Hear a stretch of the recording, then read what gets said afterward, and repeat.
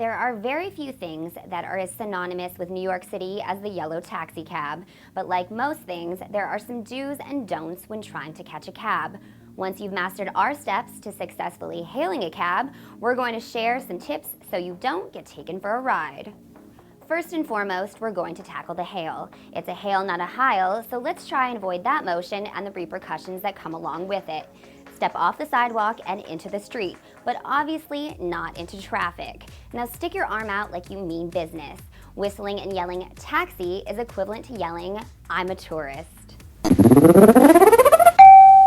That sound means it's now time to play Here's What Happened. I'm going to give you some common tourist taxi scenarios and then explain what went wrong. So let's start with round one. You see a cab driving and stick your arm out like a pro, but the taxi speeds by. Since you're sure you did everything right, you put on your best "I've seen this done in movies" impression and throw your hands in the air yelling, "Oh, come on." So what happened? Was the driver A, a total dick, B, off-duty, or C, blind? If you guessed B, you are correct. Here's what happened. You forgot to take notice of the lights on top of the taxi. When the center numbers are lit, that means the cab is available. If both the center lights and the off-duty lights are lit, this means the cab is off-duty and not accepting fares.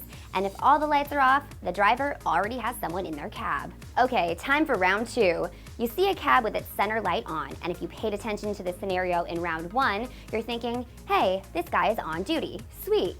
The cab driver pulls up and asks where you're going. You answer politely, and he drives away, leaving you feeling empty and confused. So what happened? A, he was at the end of his shift. B, he didn't like your outfit. Or C, none of the above. If you guessed A, you are correct. Here's what happened. When a driver is at the end of a shift, he has to take the car back to the garage by a certain time.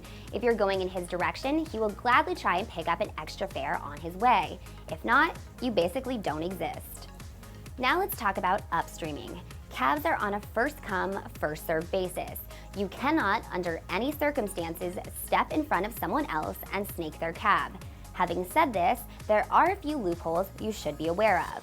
If you walk one block or more in front of them, you now have stepped into fair game territory. Walking across the street is also neutral territory. If someone does not do either of these things, they are upstreaming your cab, and you should feel free to yell at them as they drive by. This person is an asshole. You'll also want to try and work with the flow of traffic when hailing a cab. Stand on a street that has traffic going in the direction you're headed. This isn't a don't per se, but it's a good money-saving tip.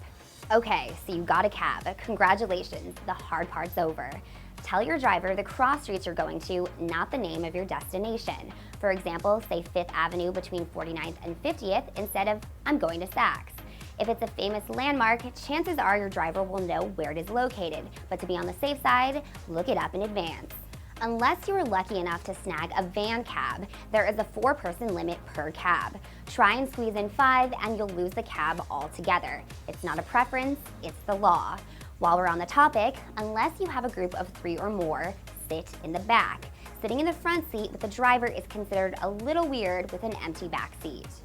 So now you've mastered the hail, found an on-duty cab, gave your driver the cross streets, you're riding solo in the back seat, and you're getting close to your destination. It's time to let the driver know which side of the street you would like to exit on. Give him sufficient notice to get to that side, and near corner or far corner are also acceptable requests.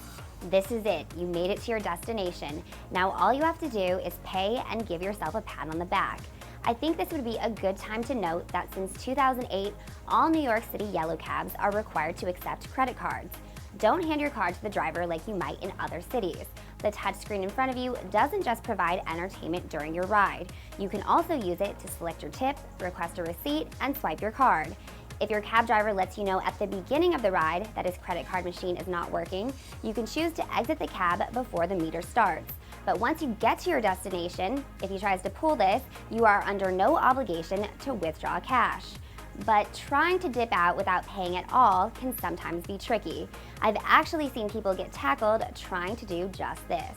So reluctantly get the cash, no tip, and give him the finger as he pulls away. If it's raining, catching a cab can be near impossible. Our recommendation is to take the subway or try using Uber. Now that you know the basics, getting around New York should be a breeze. If you need some tips on where to go, watch our series on where to go and what to do in New York City. See you next time.